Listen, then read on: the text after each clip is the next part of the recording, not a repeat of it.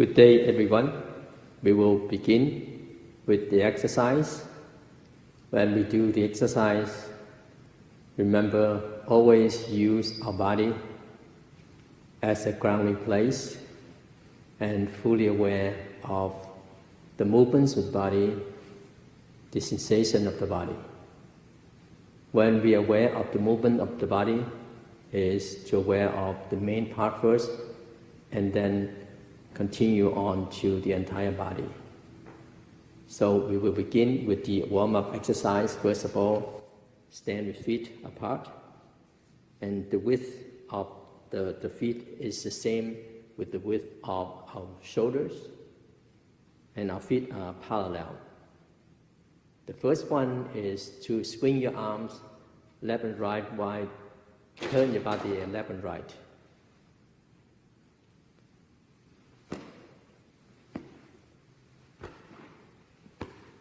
One hand will tap on the shoulder, and the other hand will tap on the back.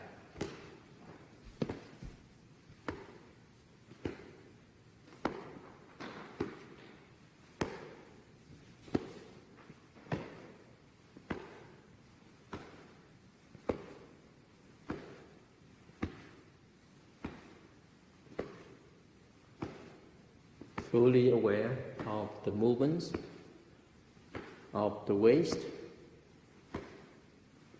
the movements of our arms and palms, and aware of the movements of the entire body.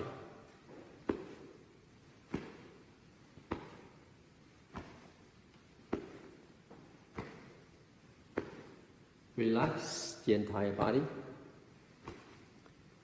Aware of the sensations of the body.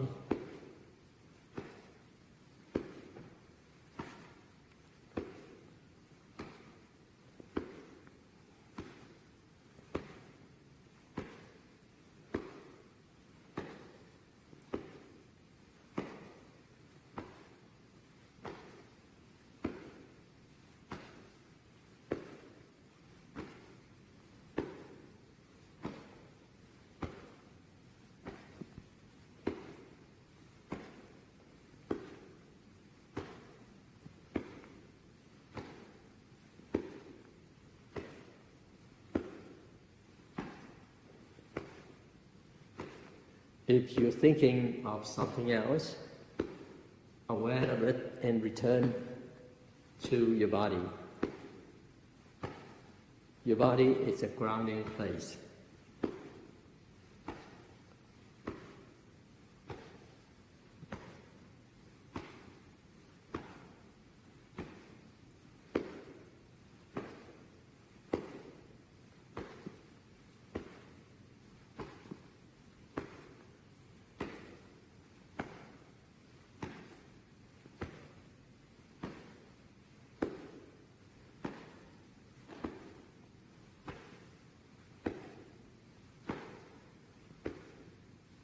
Enjoy the time that you're here and now.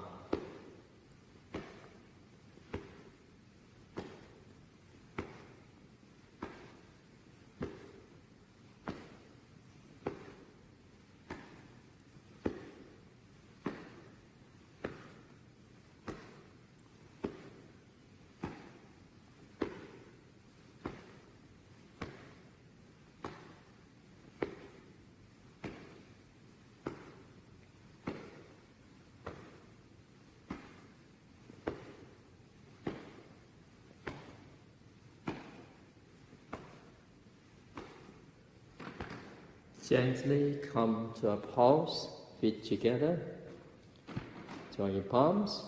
Next is the waist movement. Stand with feet apart, parallel and shoulder width. Hold your palms to your waist, bend your waist to the left, front,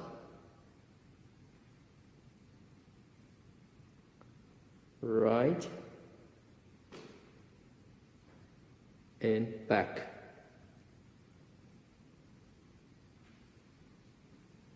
Rotate your waist 360 degrees.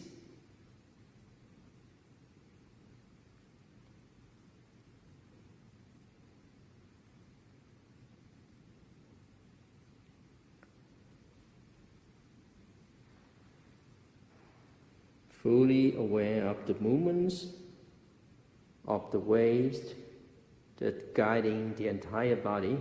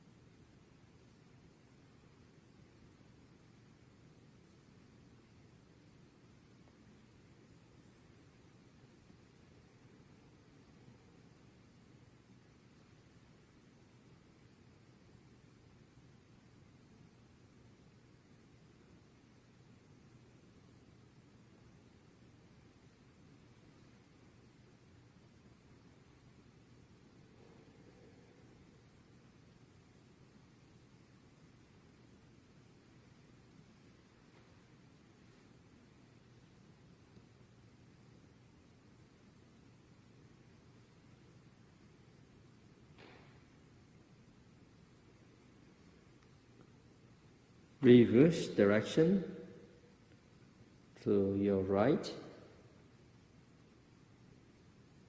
front, left, back,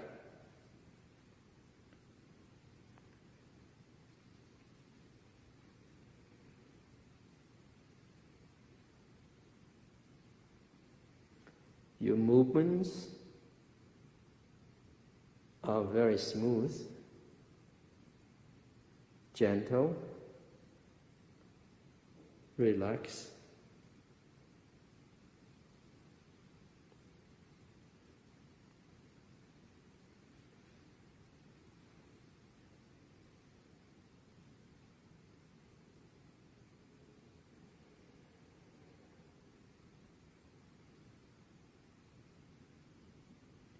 Enjoy your movements right there.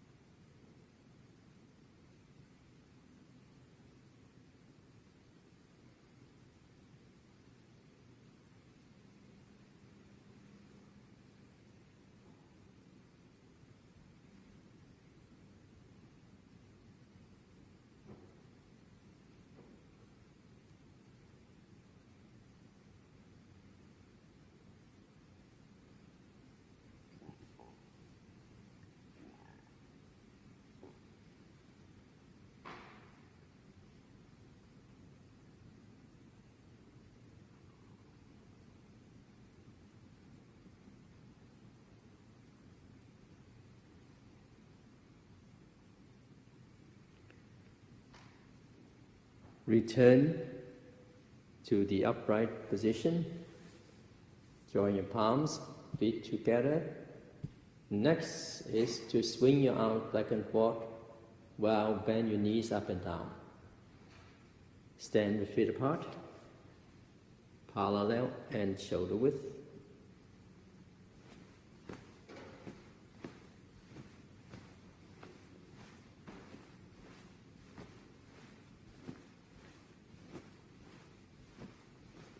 aware of the movements of your arms.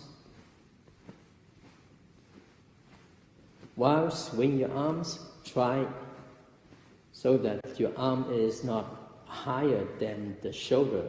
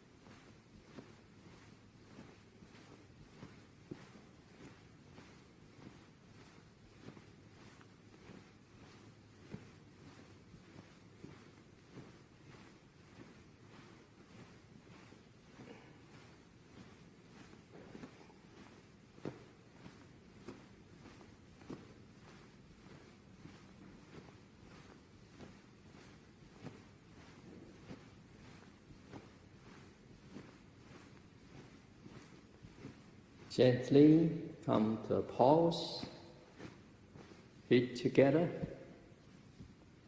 join your palms. Next is knees movements. Place your palms to your thighs and bend your knees starting from the left, down, right and up. When bending down a little bit, your upper body will also slightly bend down.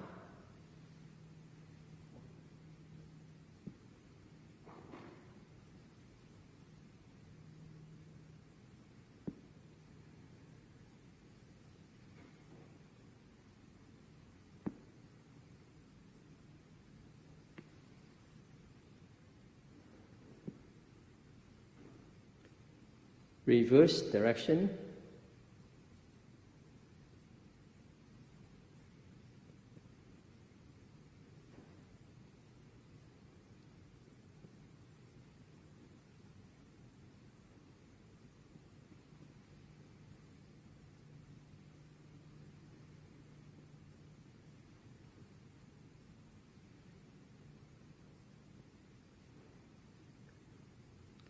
Return to the upright position. Next is extend left and right. Stand so that your feet forming a V and join your palms. Step to the left. Extend your arms. Your head also turn to the direction of the left. Now, first of all, the knees that in the front should not be over the tips of your toes. The second thing is that the two arms are in the same level, not that one is higher than the other. Return. Right.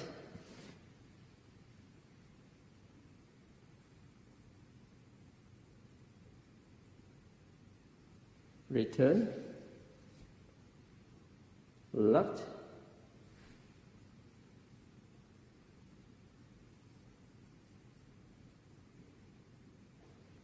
Return.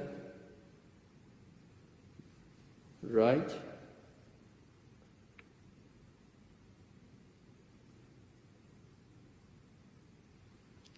Return.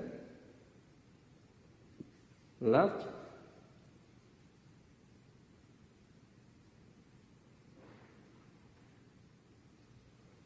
Return. Right.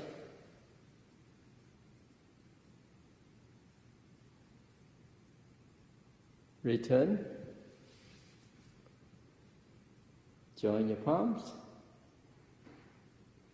Bow.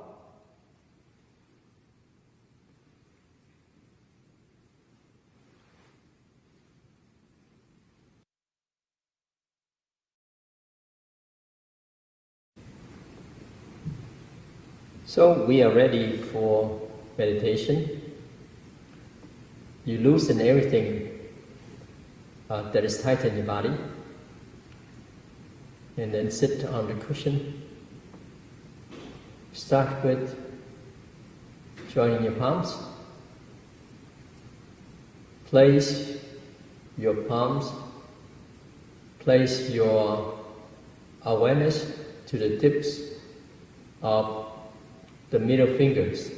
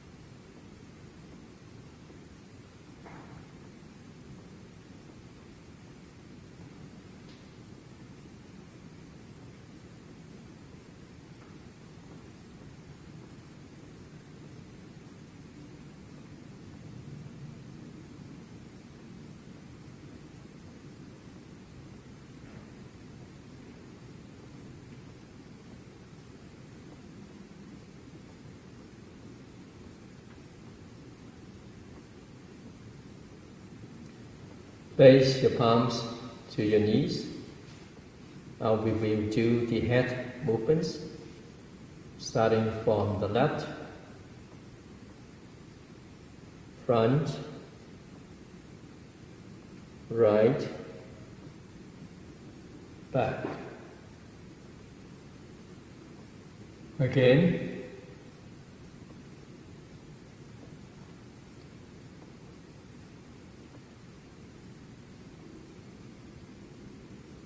And again.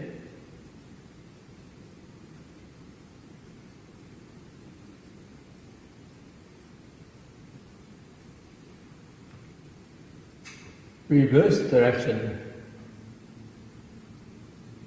Right, front, left, back. Again.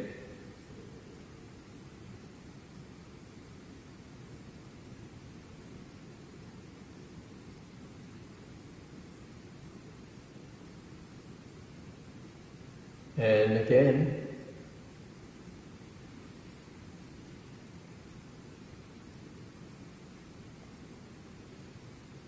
Return your head to the upright position. Now do the 3 deep breathings. Make your palms like this and place the palms to the abdomen. The navel will be in the center of the oval shape. Breathe in to your nostrils. Bend your body down. Breathe out to your mouth.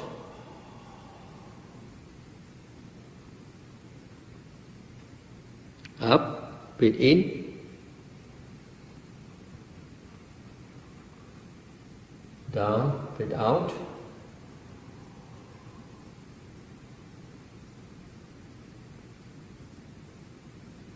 Up, breathe in.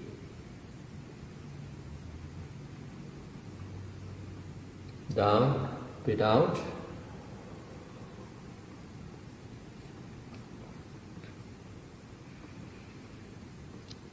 And up. Readjust posture. Sit correctly.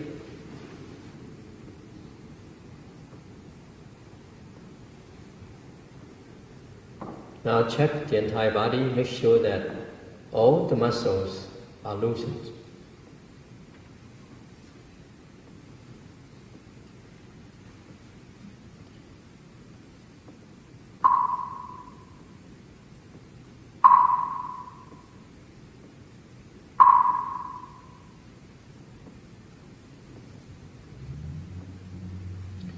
Once your muscles are loosened, then you use the scanning method.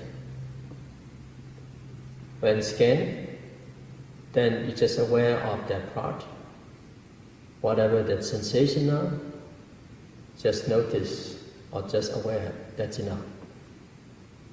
Start with your hair, where they in contact with the skin of your skull, aware of that part.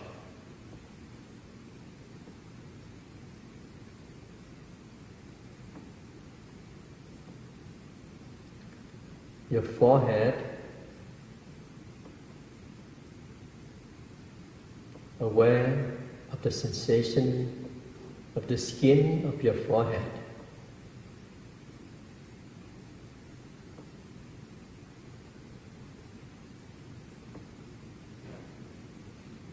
Your eyes,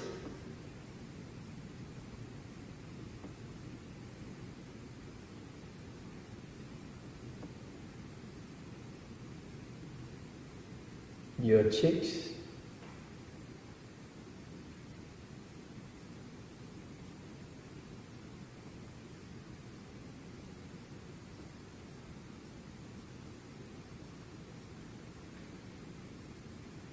your nose,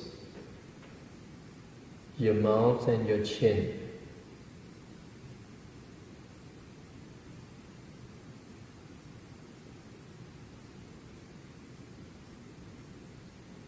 And then to your neck, the skin, the muscles of your neck.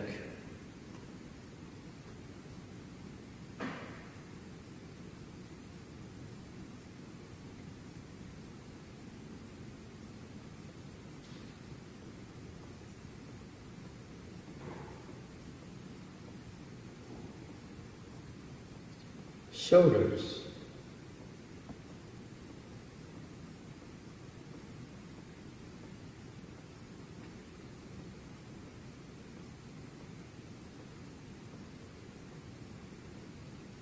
upper arms,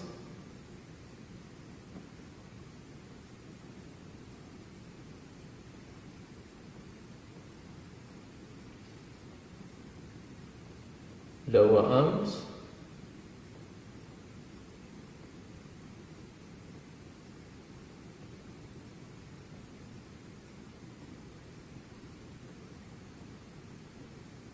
your palms, fingers,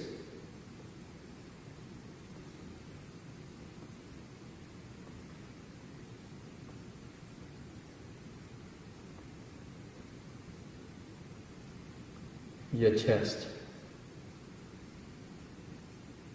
the skin, the muscles of your chest.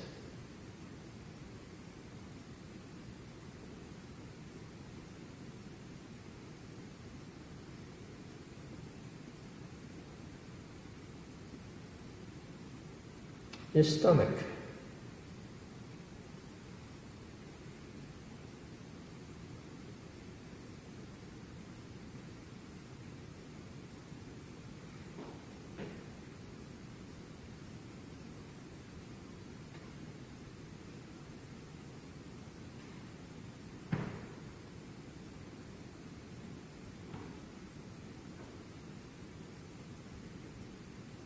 your back,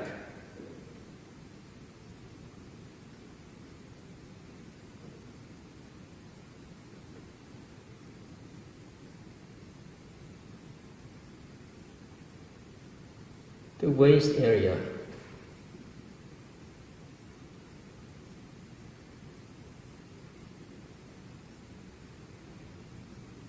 your buttocks, the touching feeling of the buttocks to the cushion. Put all your weight down to the cushion.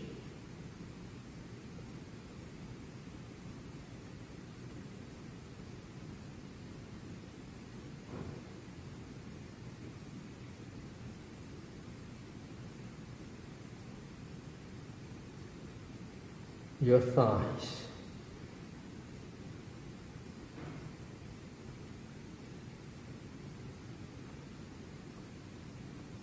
your calves,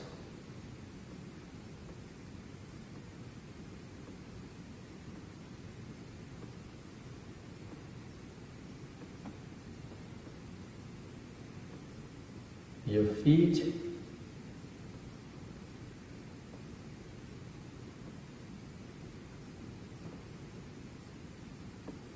return to the entire head,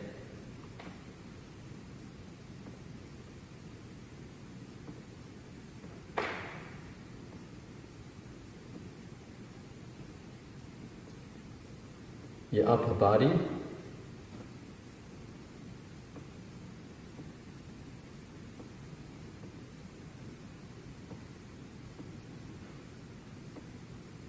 your lower body, then the entire body that's sitting here. You're calmer and calmer.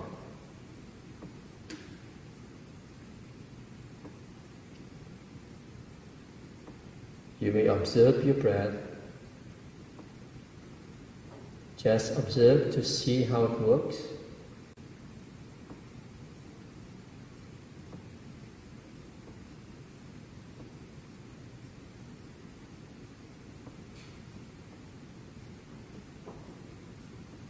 And then, very naturally, you will follow your breath to your nostrils,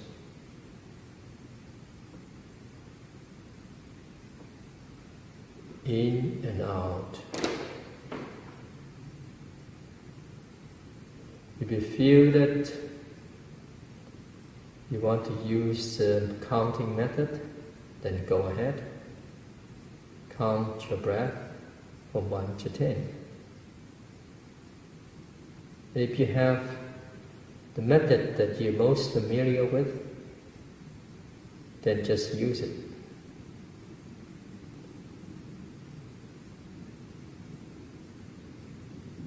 Don't mind your wandering thoughts. They come and go by themselves.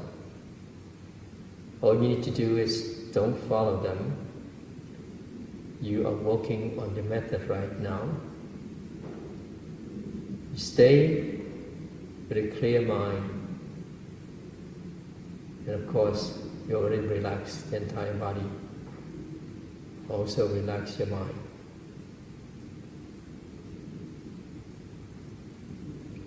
Just pick up your method again and again.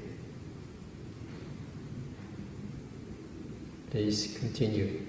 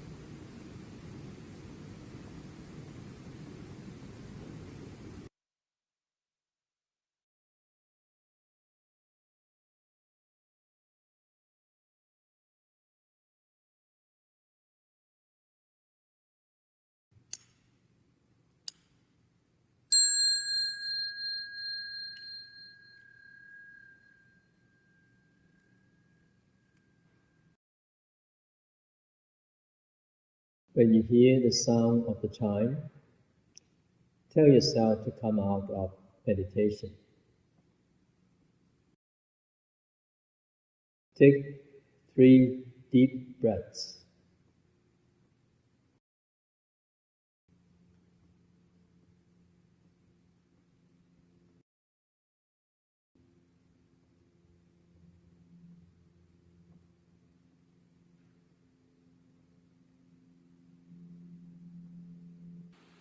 Move your fingers. Slightly move your body. Gently join your palms. Place your palms to your knees and rotate your body from small circles to bigger circles.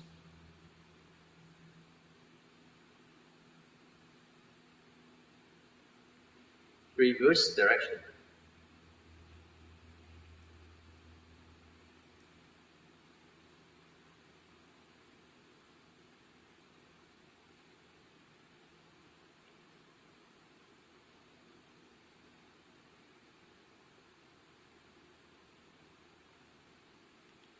And massage.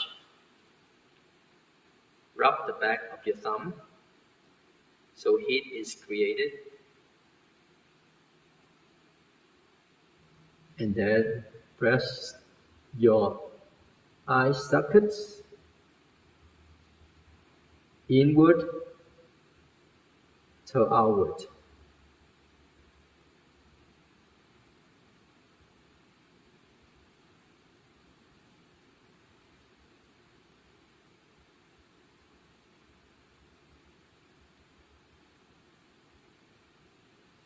Then rub your palms. Heat is created. Put to your eyes. Release. Again.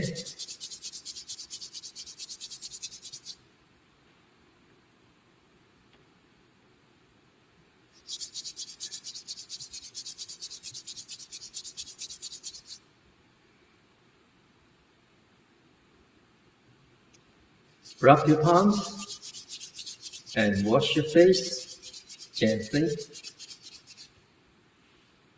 Below, inward, up and outward.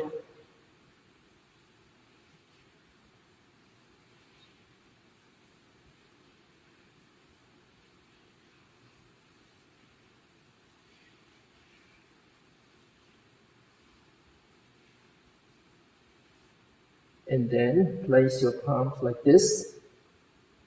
Right hand to the left temple, left hand to the right temple.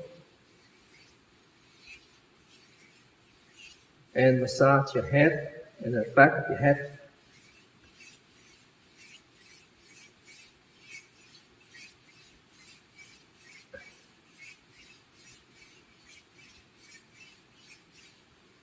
And then massage your entire head.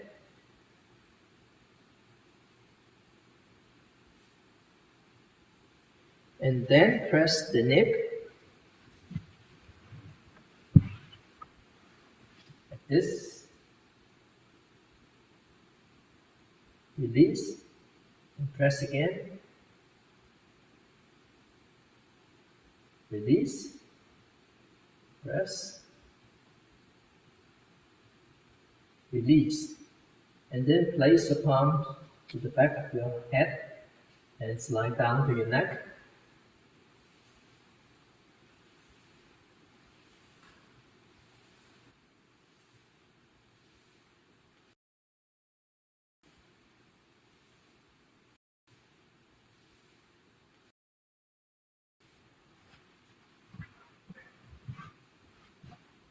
And then your ears, squeeze from the edge and inward.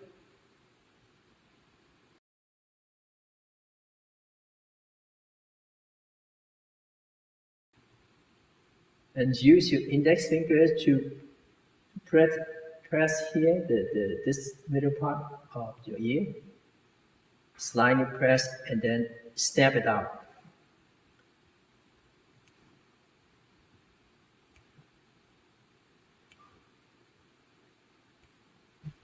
And then use your finger to rub the shoulders, the muscles of the left shoulder, and rub the shoulder joint.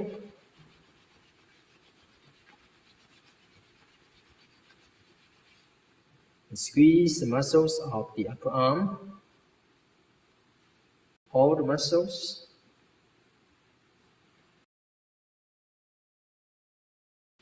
Rub the elbow. And then also inward. And then they squeeze the muscles of the lower arm.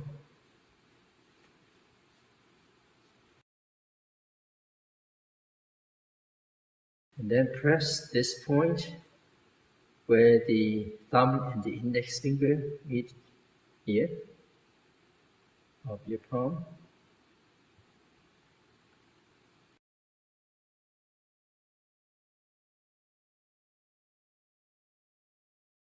On the other side,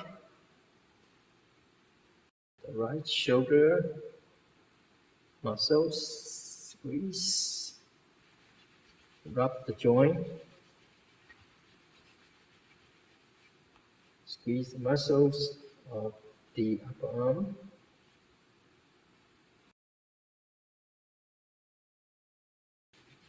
Elbow, inward, lower arm,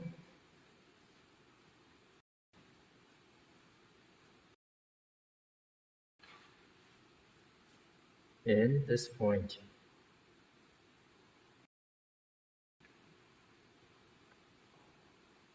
Your chest, one direction first, reverse direction,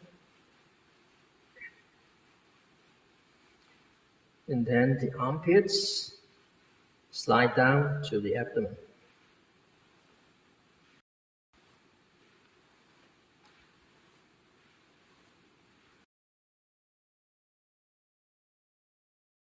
The stomach, one hand on top, one hand of the other. Just do one direction, start from the left, down, right, up. Do it slowly.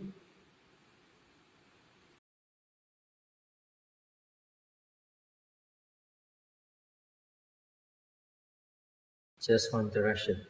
Now in the back, you grab the back where it's hard to reach.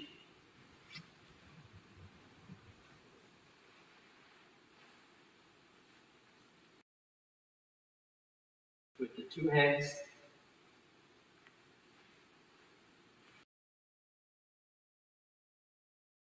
then use your knuckles of the fingers here to press the shoulder blade on the side, and then the other side.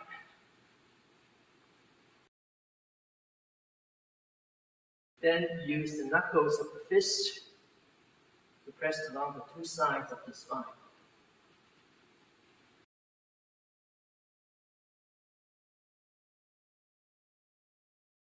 Then use the back of your palms, rub, crisscross like this.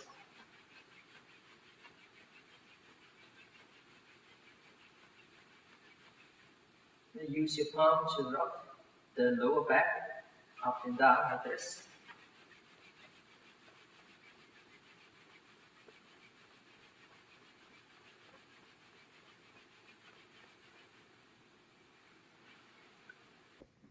Then now is your left thigh.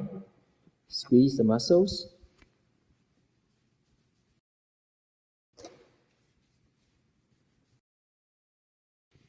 The knee.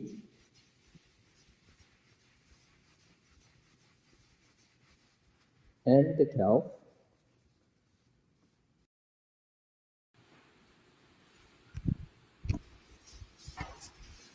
Now you find the the shin bone, and then the left side of the shin bone. Use your left hand, place to your knee, and then the ring finger will point to the middle finger will point to the shin bone, and then the ring finger, below, two fingers below. You find that groove, and you press, and you press, and you press, and then you press down.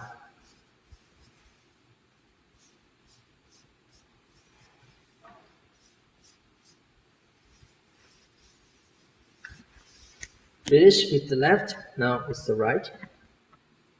Squeeze the muscles of your thigh.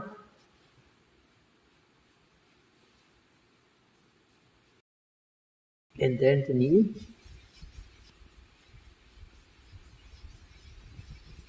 And then the calf. Squeeze the muscles of the calf.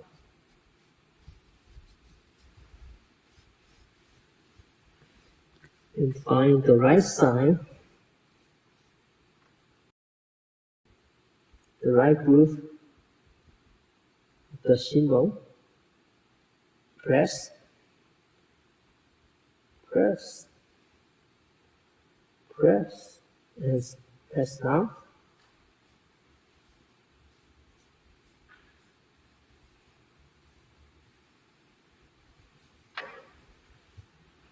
Okay, now is the feet.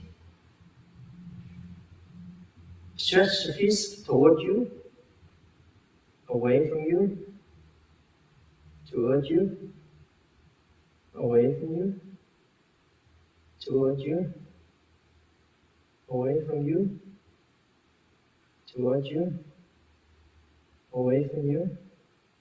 Rotate your feet. One direction first.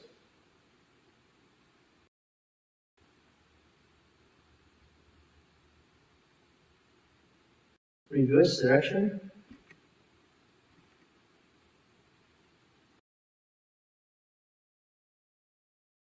And then your toes. Grab your toes. Reverse.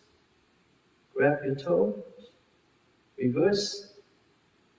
Grab your toes. Reverse.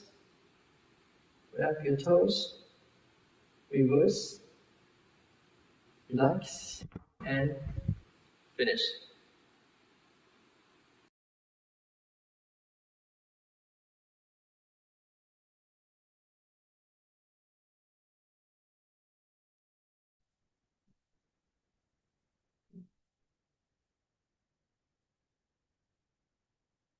Selamat malam teman-teman semua, selamat bergabung kembali bersama kita Komunitas Chan Indonesia. Saat ini kita masih menunggu Koyen Sefu untuk bergabung dengan kita.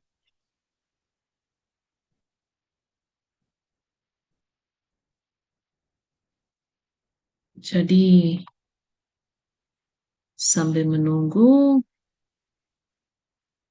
pembahasan topik dari Koyen Sefu dari Dharma Mountain Retreat Center USA itu pembahasan tentang platform Sutra, yaitu Sutra Altar dari Master Huinan.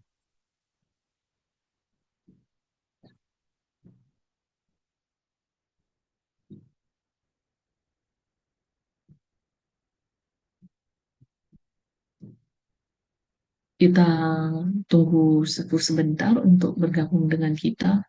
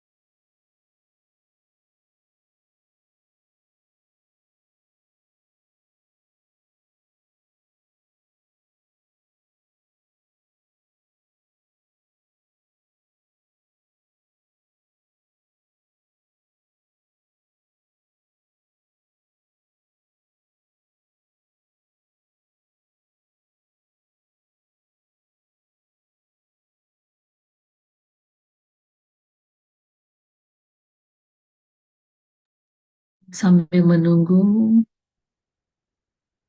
oh, Koyen Sefu sudah masuk. Kita nunggu beliau untuk membuka video dan audionya.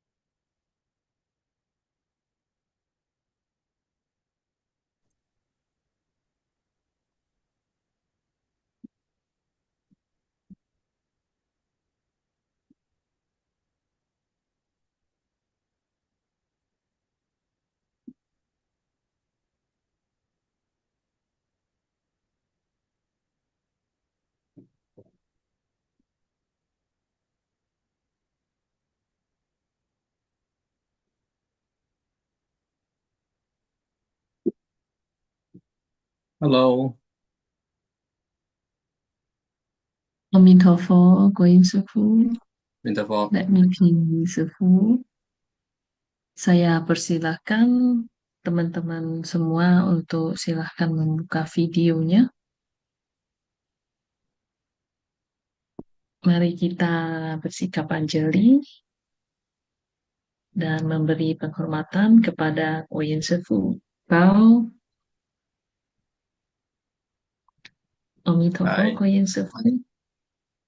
You know, I share the link with someone and they will reject it. I don't know why.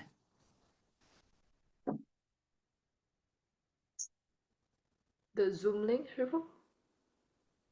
Hmm? Is it Zoom link? Yeah, Zoom link. Well, anyway, yeah, let's solve it later, but just let you know. Okay. Today is Thursday, February 12, 2026. We continue on talking about Platform Sutra in this chapter of Samadhi and Wisdom. Right? So last time, we talked about how to resolve some problems. That started with, if it can be solved, solve it. If not, let it go.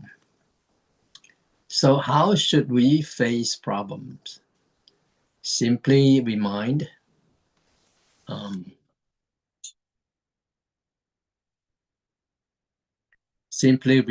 yourself, every event and every phenomenon arises from causes and conditions. There's no need to pursue the cause,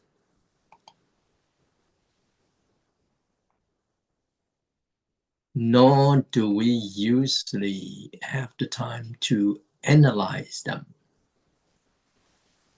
The most direct and essential thing is to face the situation and improve it. If even after facing it, the problem still cannot be solved, or if there is no possible way to resolve it, then simply let it go. Eventually, it will fade away.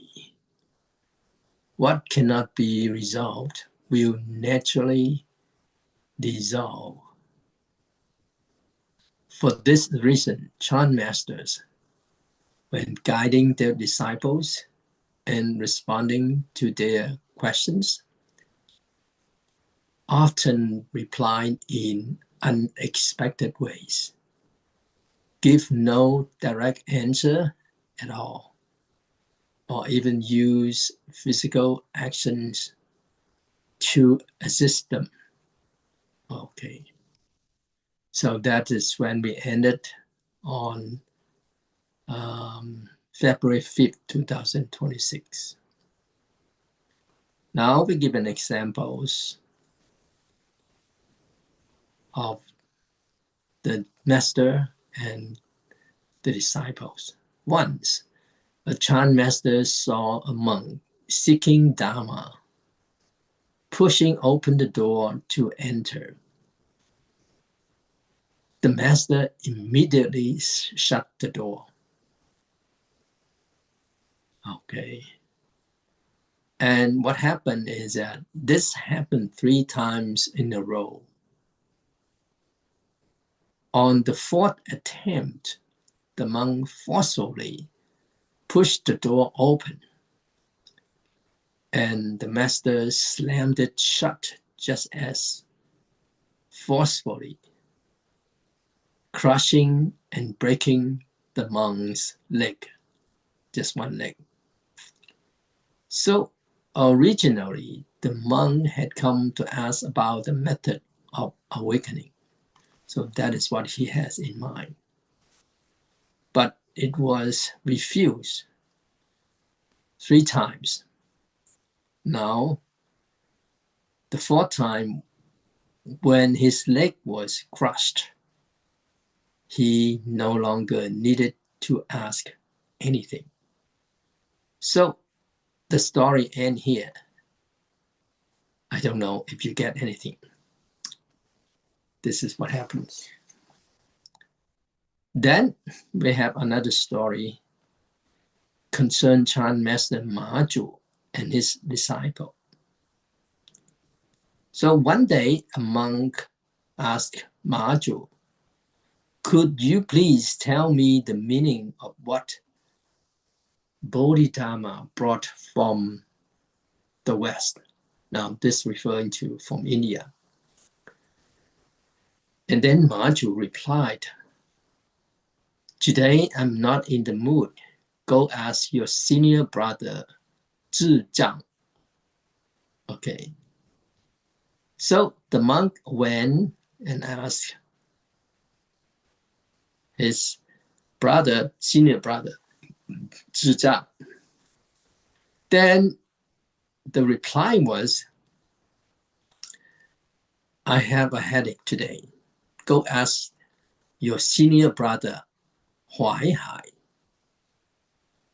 So this is the 2nd time being denied. So the monk asked Huai Hai. He said, "I don't know either. You better go ask Master Maju." So the monk returned to Maju. Maju scolded him, saying, "You truly are a fool. Zhang's hair is white, and Huai Hai's hair is black." And just like that, the problem was resolved. Again, what did you get? Did you get anything? Something for you to ponder upon. Okay. There are 2 methods for resolving problems. One is the method of detachment from thought. From the standpoint of cultivation, Chan Buddhism offers 2 methods for resolving problems. One is a method of detachment from thought. The other is the method of contemplation. The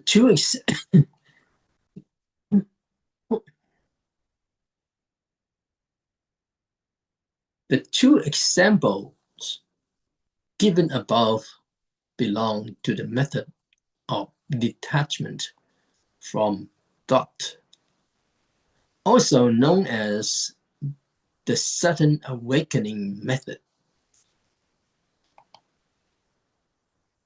That does not rely on words or concepts. It requires no dependence, experience, knowledge, reasoning, or intellectual effort. Instead, one instantly places oneself beyond time and space, completely casting off the barrier of self-consciousness, standing utterly naked and exposed, without a single thread. This is what is called a mind without hindrance. And this is precisely what is meant by, the saying in Chan, not establishing words and letters, or not relying on words and letters, and directly pointing to the human mind. So that is the first method. The second method is contemplation, which involves redirecting the focus of awareness, or concentrating the mind on a single phrase, a single matter, a single point, or a single thought. For example, one may practice breath counting, attending to the inhalation and exhalation, or to the movement of the lower abdomen. Some focus on the recitation of the Buddha's name or a bodhisattva's sacred name. Others contemplate the body from death to decay, to the stage where only white bones remain, and finally, where even the bones disappear, leaving only pure white light. Through such contemplative practices, vexations and mental disturbances gradually settle, clarity arises, and wisdom slowly manifests. Thus, Chan methods differ from the therapeutic approaches of psychologists, or psychiatrists. However, those with severe psychological or mental disorders may use seated meditation as an auxiliary form of treatment. Now, this saying that it doesn't mean that whoever is doing sitting meditation is having serious psychological or mental disorder. That's not the case. It is just to say that, okay, if you have problem psychologically, then you may do the sitting meditation. Yet one should never hope to attain enlightenment by treating illness, but this can easily worsen mental instability or psychological imbalance. Okay, so that's this part here. Now we come to another section of the saying, good friends in the Dharma. This Dharma gateway I teach from ancient times until now first establishes these principles. No thought as its core. No thought as its core. No form as its substance. And no abiding as its foundation. So there are three things here. No thought, no form, no abiding.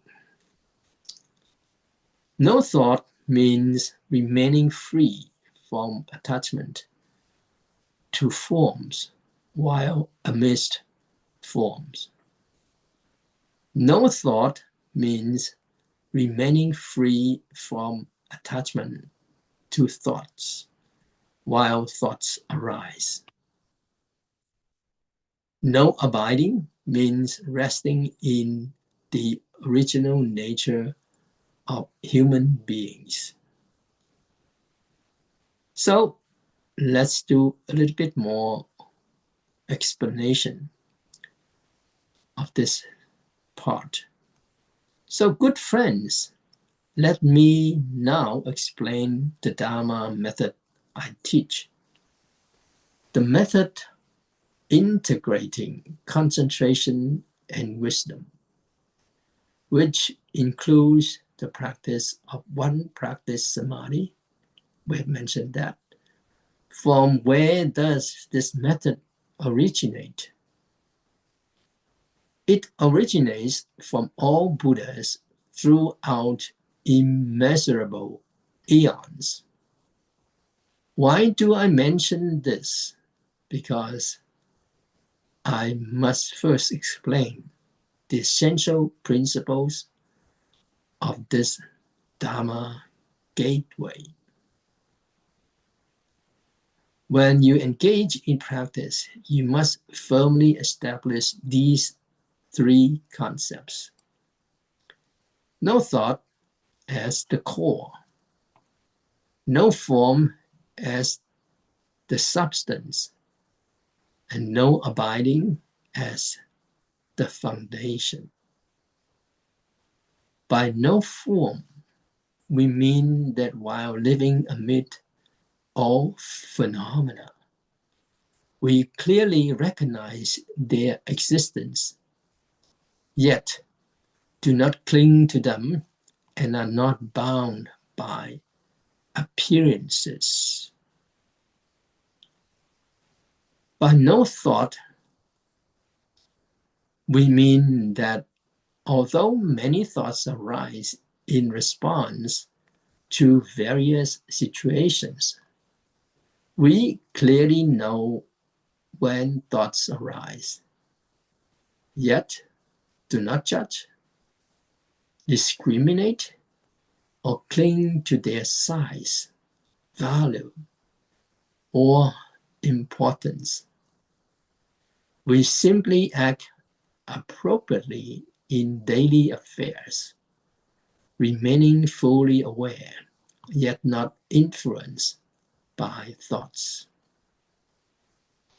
No abiding, we mean that every person is inherently endowed with a pure Buddha nature, but it is obscured by vexations. These three principles are extremely important, and everyone must remember them well. So, no form, no thought, no abiding. It's very important. Again, let's explain more about these three principles. First is no thought. This means that when facing both internal and external states, whether wholesome or unwholesome, the mind does not give rise to the slightest disturbance. External states refer to our surrounding environment. Internal states referring to mental activities such as thoughts, ideas, memories, and imagination. If our mind remains unmoved by both internal and external conditions, then although awareness and response remain present, afflictive thinking no longer arises. This is the manifestation of wisdom. No abiding. So this is the second one. No abiding. This term originates from the Diamond Sutra, where 6 Patriarch Huineng attained awakening upon hearing the line. One should give rise to the mind without abiding anywhere. Or put it another way, without abiding, the mind manifests. So abiding means attachment. Before liberation, the mind clings to self-centered perspective and value judgments. After liberation, one no longer insists on fixed positions. Instead, one responds appropriately to conditions in harmony with circumstances.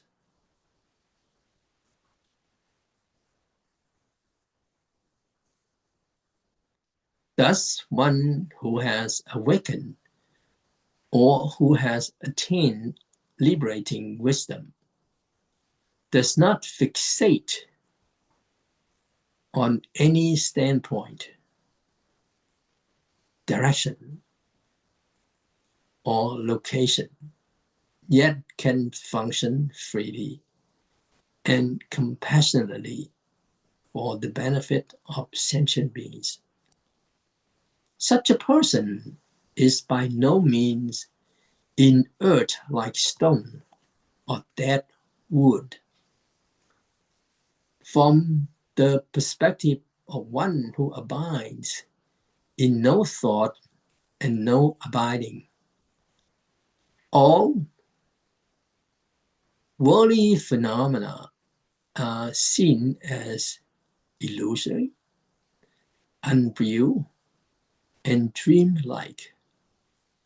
Hence the third principle, no form. Only those who have personally realized the illusory nature of all phenomena can attain true wisdom, true liberation, and true freedom from the burdens created by self-centeredness. Then we come to the third one, no forms. This corresponds to the teaching of the Diamond Sutra on no self, no person, no being, and no lifespan. Lifespan refers to the temporal process of existence. The first 3 aspects represent the spatial dimensions of selfhood, while the last represent is temporal continuity. When one transcends both time and space, the sense of self dissolves into emptiness. This is wisdom. This is true awakening. What is awakened to? One realizes that all forms are illusory. With this realization, one is freed from the cocoon-like web of self-constructed suffering and discovers that there is no place and no moment that is not the boundless, liberated realm of all Buddhas.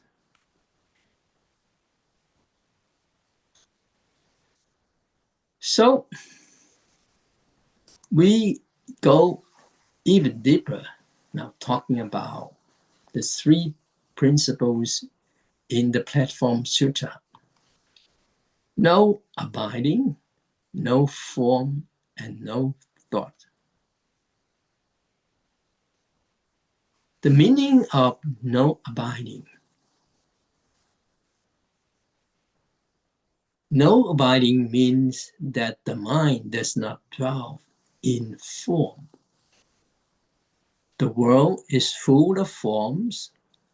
Everything outside us appears in some form or another. Yet we do not cling to them. Do not grip them tightly, and do not lean on them as though they were truly dependable. This is what is called no abiding.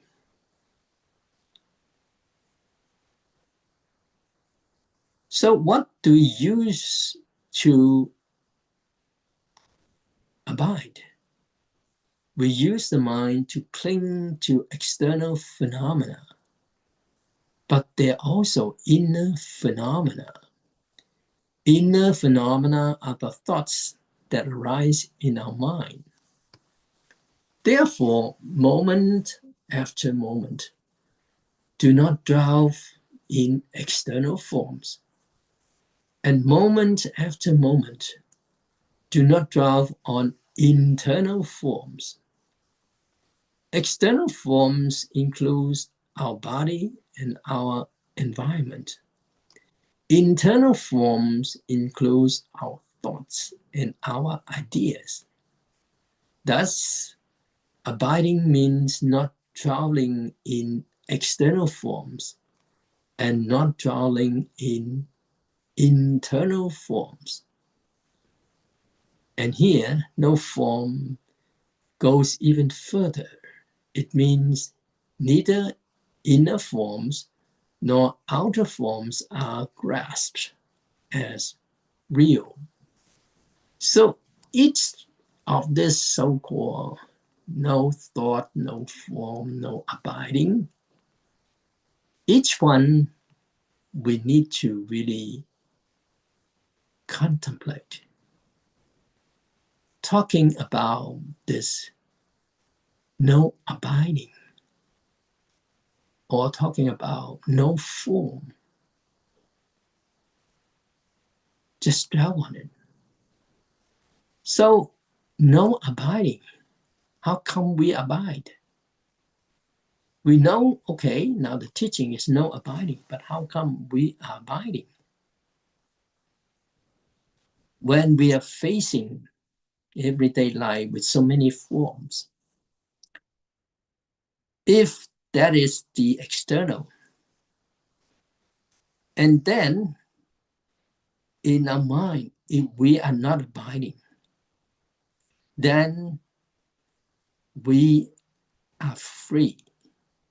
But with any of the forms in our daily life externally, since we are facing them, if we abide, then it becomes internal.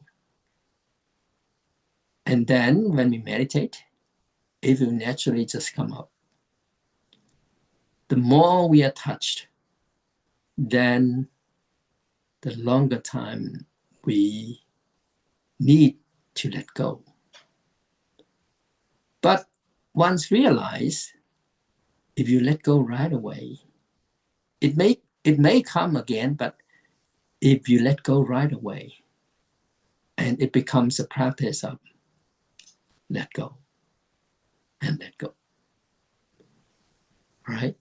Although it may come again, but since we are letting go, then the power or the strength of it will weaken. So somehow with these three principles, we need to again and again remind ourselves. So the second one is no form. No form means no four marks. Again, in the Diamond Sutra, there are 4 marks or 4 appearances. Which are they? The mark of self, the mark the mark of person, and the mark of sentient beings, and the mark of lifespan. So the question is that among these 4 marks, which belong to inner forms and which belong to outer forms? Is the mark of self inner or outer? Well, it is inner. Is it my body? Or is it my mind thinking, I? The I is an internal mark. Then the marks of persons, sentient beings, lifespan appear as outer marks. Self, person, and sentient beings are active within society. Yesterday, there was you, there was me, there were people and sentient beings. Tomorrow, there will still be you, me, and sentient beings. This continuity is called the mark of lifespan. What does lifespan mean? It refers to the ongoing continuity of life to time. Do not interpret lifespan as an old person, and do not imagine some deity of longevity with a huge forehead, a deer by his side, and a walking stick in his hand. This is not what the sutra means. In Buddhist scripture, the mark of lifespan means that self, people, and sentient beings continue through time. Yesterday, today, tomorrow, always continuing. So is the mark of lifespan inner or outer? It is both. I have the mark of lifespan. I live today, and I expect to live tomorrow. I know there was me yesterday, and there will be me tomorrow. This is lifespan. I also know there's you today, and there was you yesterday, and there will be you tomorrow. This too is lifespan. So lifespan includes both inner and outer aspect.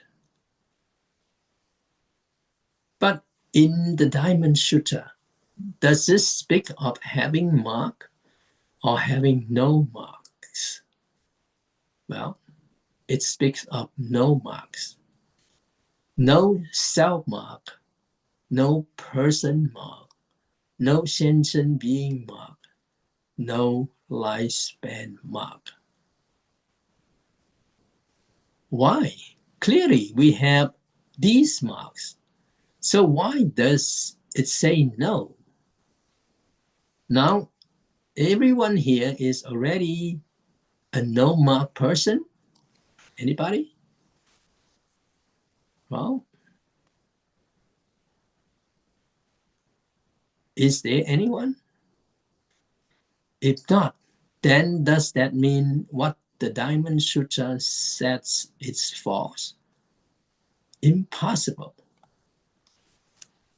We all have marks. So why does the Diamond Sutra speak of no marks? And the Platform Sutra also teaches no form. Was the sixth patriarch mistaken? So we have a question.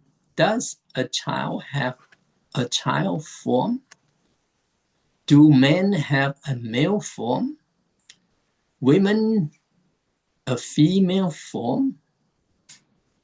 Do monastics have a monastic form? And lay people a lay form? Do such forms exist? Have you ever been a child? Have you ever displayed a child form? And our teacher, Shi Gong, he said he once visited an elderly doctor in his 80s. His wife was also in her 80s. And Shi Gong said, "Doctor, when you were young, you must have been very handsome." Okay, very handsome. He replied, "Of course. Otherwise, how would my wife have married me? Back then, I was young, handsome, stylish, and very smart." Then Shi Gong looked at his wife. Well, her one eye could barely open, and one leg could hardly walk steadily.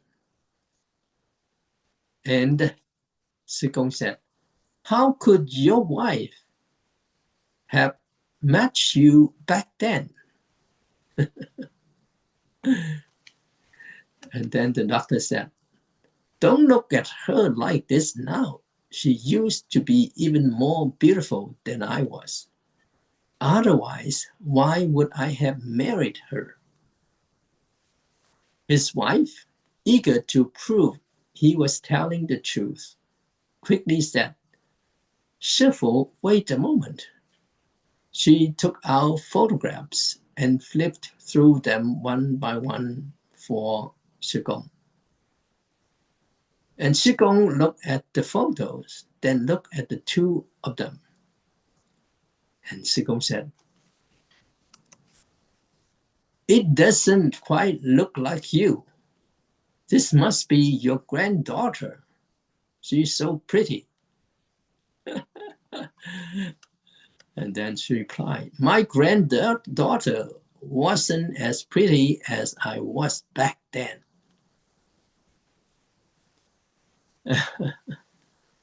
And afterward, Shi Gong said to the couple, "The Diamond Sutra speaks of no form. You have not retained your youthful appearance as something permanent. Now you are old. This shows that the forms of youth were not truly real." And Shi Gong continued on talking. "Now, because I'm a monastic teacher, lay people often come to me for guidance when they face marital crisis, family suffering, or even the threat of death. In front of me, they cry and grieve deeply. In such moment, should I cry with them? Should I shed tears with them? If," Shi Gong said, "if I cry along with them, then I would have to go find another teacher to help me. If I lost myself in tears with them, I would be no help at all. But if I do not carefully and clearly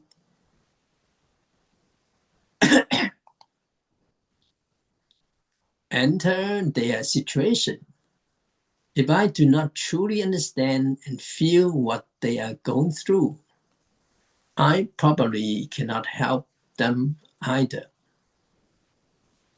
I must understand their inner experience deeply.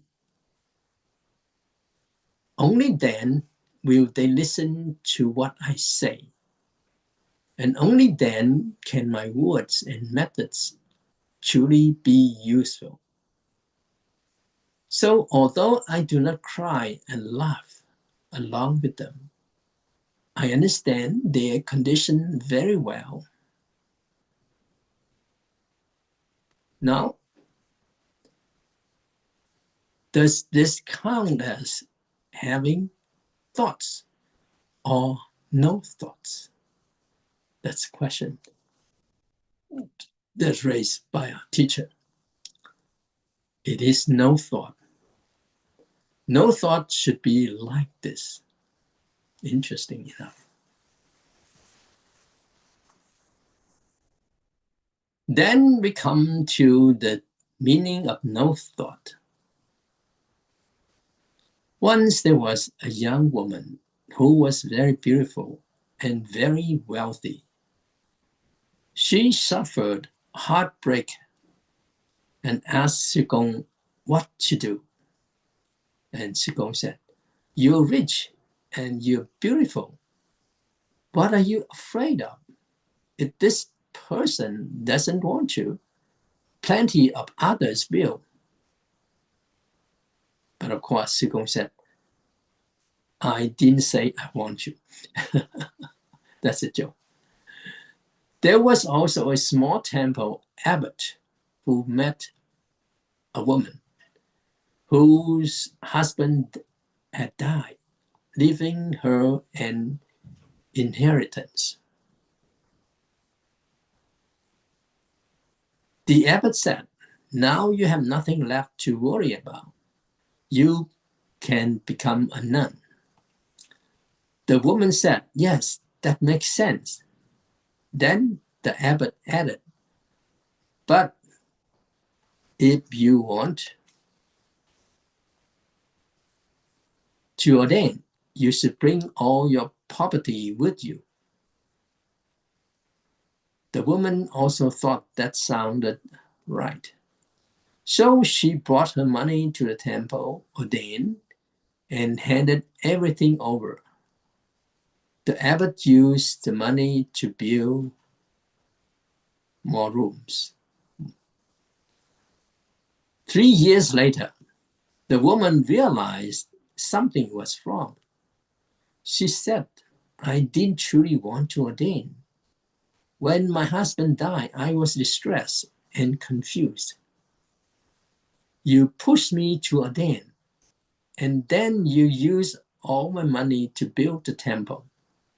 And she said, "Now I want to return to live life. Give my money back." The abbot replied, "You can leave, but you can't take the buildings with you. When you ordained, you donated the money to the temple. It cannot be returned." So she came to Sigong and said, "Can you help me? Please make that abbot grow a conscience. At least have him return half my money." And Sigong said, "Oh, I didn't deceive you and take your money. How can I help you with that?" For a period of time in the past, people often said that to ordain at a temple, you had to bring a certain amount of money. Over time, such rumors became less common. Because of such issue, and Sigong said, "When my disciple come to ordain, Then Sư Công first asked, do you have money? If they say, Sư Phụ, I don't have much, then Sư Công will say, good, then quickly give it away. If they say they have a lot, then Sư Công said, then settle it quickly. You are not allowed to bring a single cent in. Otherwise, after ordination, you will have endless trouble. What we are teaching here is, in circumstances, the mind does not become stained. That is, when facing situation, do not hold a mind of personal gain or loss, benefit or harm, good or bad.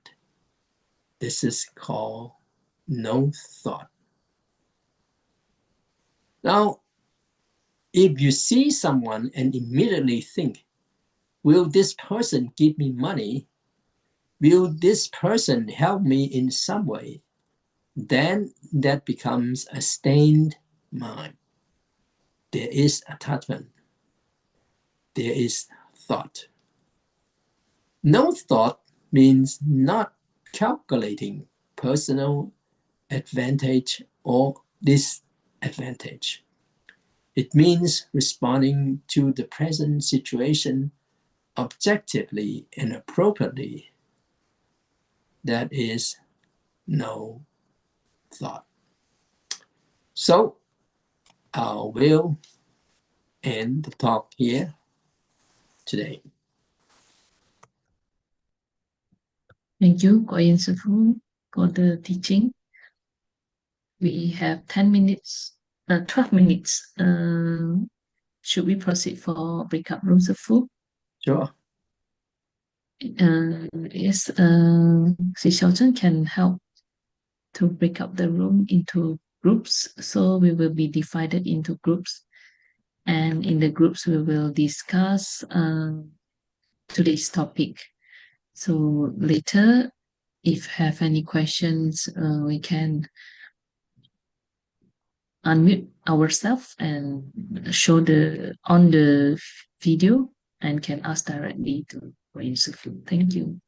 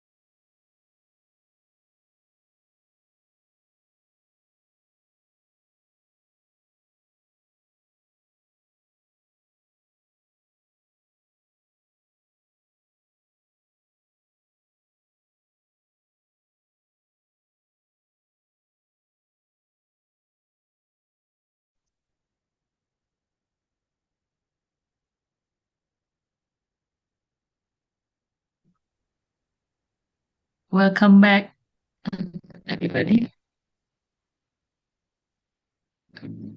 So to continue, Sifu, I was casually translating page by page on WhatsApp community, and and then Brother Agus cannot see the translation directly from AI, and he helped edit it for me. So since then, it takes me longer time to post it so that we can do a proper translation, like very slowly, page by page. Like while we post in a WhatsApp group. I see. Slowly, by the end of the day, hope we can finalize the whole in more than 1 year.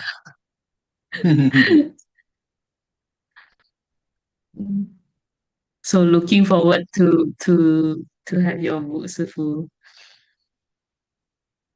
I see. This I see. question without question, answer without answers, answers without answers. Berapa halaman, Sister Fee? Is it Fee? 153. Hmm. 153. 153. I think if we do the translation, it won't take. Hopefully, hopefully, it won't take that long. Well, nowadays it's easier to translate with the AI. Yes, but It did not take long. Yes, but the translation is sometimes hard to understand. After editing, it is so much reader friendly. Need the human editing for it to become more human friendly, like reading friendly. Then you have to look at it after it translated by AI, and then you look at it. Yeah, that's what Lagus do. even though I tried to edit it already, but it's still not as good as this editing. Really? Yeah, he did a very good job.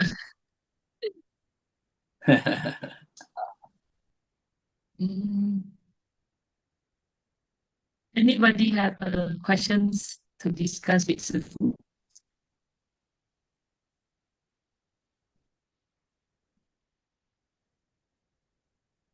Sifu, just now the first two methods of resolving problem that you mentioned that there's two methods of resolving problem. One, detachment from thought.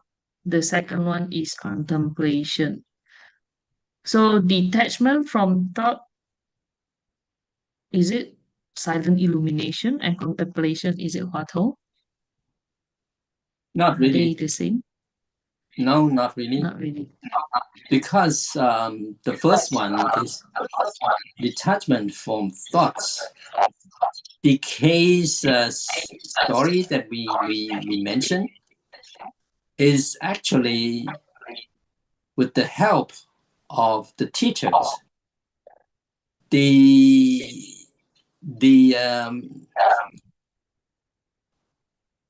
question in the mind of the student disappear. You can say that it is related to the so-called Huatao. Because first of all is the student was asking the teacher some question concerning the Dharma, and very urgently. Or actually the first case is the student is really, really, wanted to seek the truth of Dharma.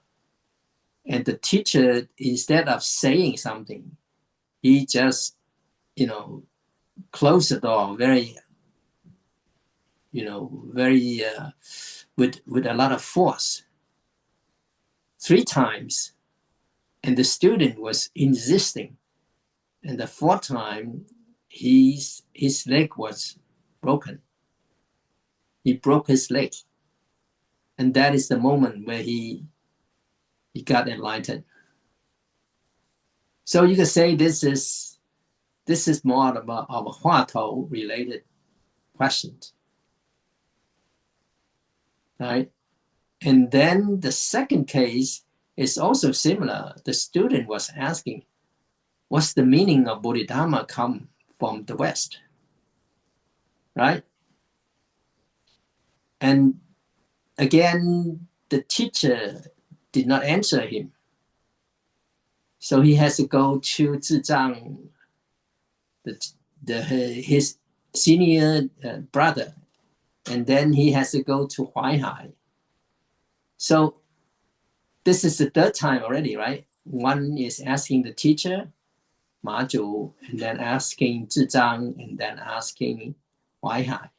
Now he returned to Ma Zhu. And again, interesting enough is that the student, the teacher still did not reply directly. Now in Chan, if you reply literally, that is something about knowledge. But he just said, Zizang his hair is white, and then Huaihai's hair it's black. But because he was saying the right thing to the student, then the student get enlightened. But when we see the story, we didn't get enlightened at all. And this is not our case.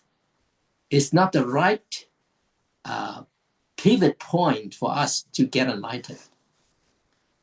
It's only, the case is only happened with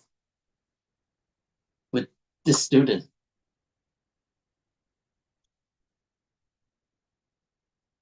So again, this could be the Huatou, more related Huatou rather than silent illumination. Right? That's the story there. And of course, the second one in contemplation is use the method so that our mind is more concentrated in one thing. So it could be the method of the breath method of recitation Buddha's name or Bodhisattva's name. And this could be the approach of gradual approach rather than the sudden approach.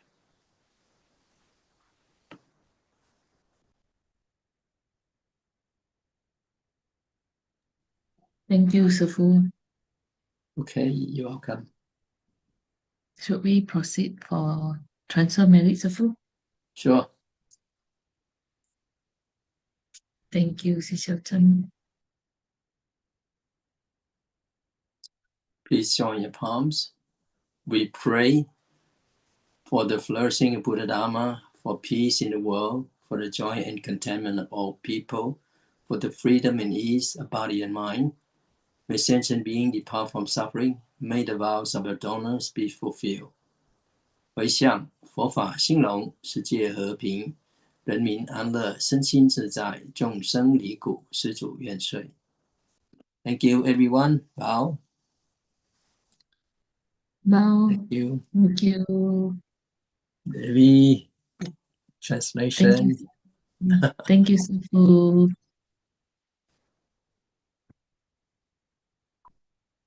Tadi udah bau ya, jadi kita nggak usah bau lagi ya. Biasa bawa Okay. lagi loh.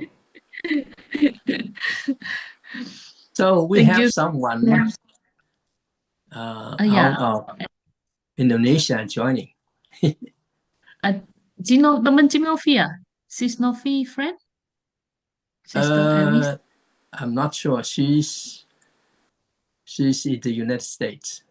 Yeah, because are talking about me? Yeah, because I was relocating to Beijing recently, so I just feel like the time zone is like more friendly compared to the Sunday practice one, and I just happened to find this one, so I was like, okay, I would join the. Oh, great.